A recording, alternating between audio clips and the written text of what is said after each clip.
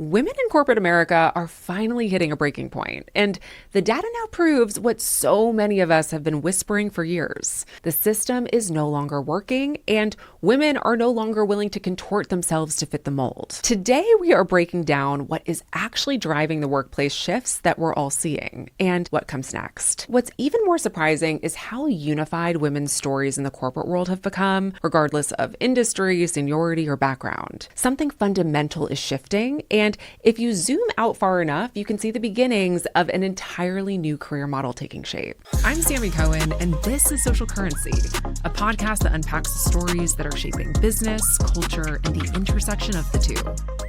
If you stay with me until the end of the episode, I am going to share the one trend that I believe is going to define the next decade of work in America. It explains why women aren't losing ambition, they're reallocating it. And it also explains why corporations may begin to face a talent crisis if these trends continue over time. Before we get there, let's talk about what's actually happening inside of companies today. Because the newest Women in the Workplace report is honestly a bit alarming. So Women in the Workplace is the largest study on the state of women in corporate America, and they just came out with their 11th annual report. And the report is produced by Lean In and McKinsey. And Lean In, as you are likely aware, is the nonprofit and movement by Sheryl Sandberg. When the book Lean In came out in 2013, it created a bit of a revolution in the way that people talked about business and ownership in the workplace. I believe it actually had a lot to do with the immense popularity of the girl boss movement and how the early 2010s media pumped up all of these women founders. Of course, that was before the big female founder teardown happened towards the end of the 2010s, but that will have to be an episode for another day. Back to the report itself. I want to break down some of the key takeaways that were found, many of which I thought were very shocking. For this first takeaway, for the first time in 11 years of tracking down all of this data in this report, women are now meaningfully less interested in advancing in the workplace than men. According to the report, 80% of women say they want the next promotion, compared to 86% of men. And the gap is widest at the entry level. But it's not because women suddenly woke up and said, actually, corporate success, that's not for me. Women are just as committed to their careers as they've ever been. They're just as motivated. But the report makes something very clear. The issue here is structural, and there are fewer sponsorships, fewer advocates, and fewer real opportunities for women to advance. Entry-level women are significantly less likely to be put up for promotion, connected to power, or given management opportunities. And these are the very things that shape the trajectory of a career. But when women do receive the same career support that men do, they are just as interested in advancing. And the difference between men and women is categorized by something called the ambition gap.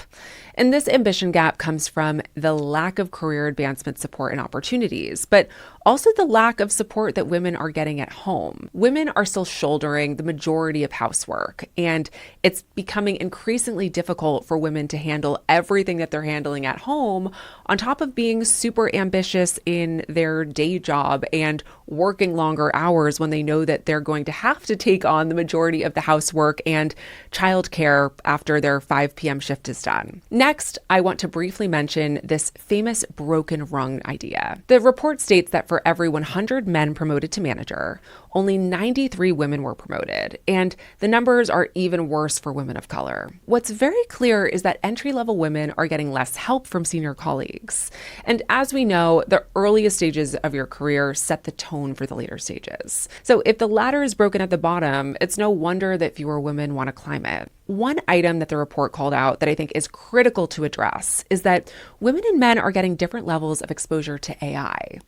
Only 21% of entry-level women are encouraged by their managers to use AI, compared to 33% of men at that same level. This is so disheartening because, as we know, AI is going to impact every industry and job in some way. So women need to be adopting these AI tools and practices just as often as men. So let's move on to the next big themes. There's burnout and flexibility.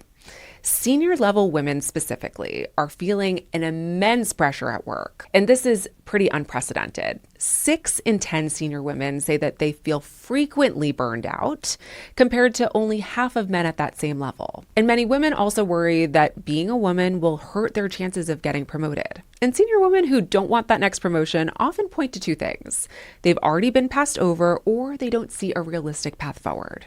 And when it comes to remote work, I wish that I could say that I was surprised with these findings, but unfortunately, I am not. Women are disproportionately penalized for working remotely.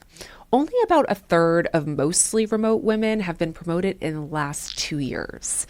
That compares to over half of women who work mostly on site. Men, meanwhile, experience almost no gap in their outcomes. Now, why is this? It's because the stigma is alive and well. Colleagues assume remote women are less committed, even though research shows the opposite.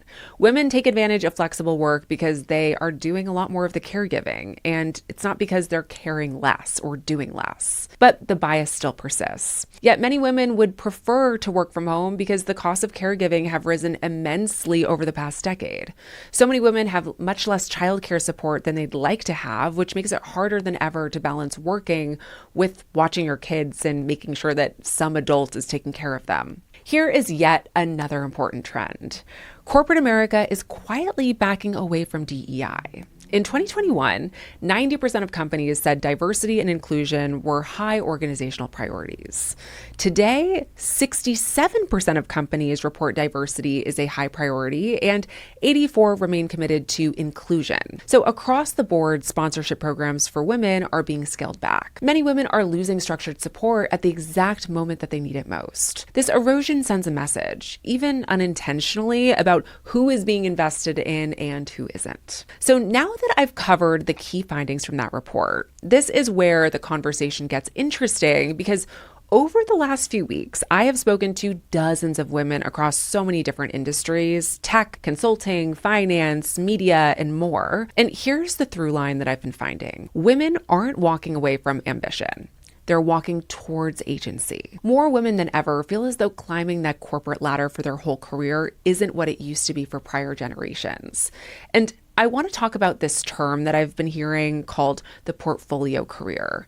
I believe this term came from a book by Christina Wallace called The Portfolio Life. And the idea behind this philosophy is that women aren't abandoning ambition, they're diversifying it. More women are creating portfolio lives, which is about diversification of jobs, income, and how people generally spend their time. So this is a mixture of different things, such as having a traditional job, but then also sprinkling in some consulting, starting a small business, coaching, board work, angel investing, or really any kind of creative project. This gives women multiple revenue streams, multiple identities, and a sense of autonomy that corporate roles often don't provide. This mindset is a direct result of the corporate world that has been overpromising and under-delivering for so many women. As we've seen across the US, there's this growing distrust in large corporations and institutions. And people are opting to secure their future by investing their time and energy into categories that they feel can give them more agency. And just as a personal anecdote, I worked for Amazon for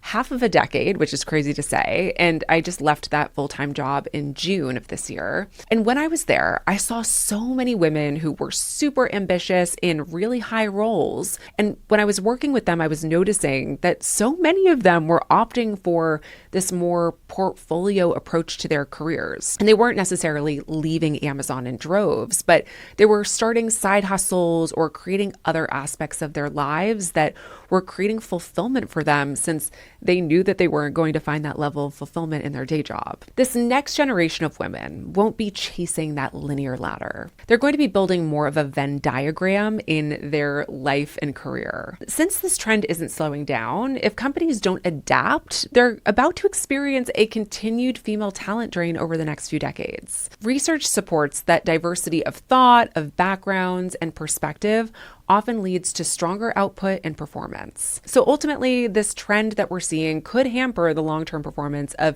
many companies in the future.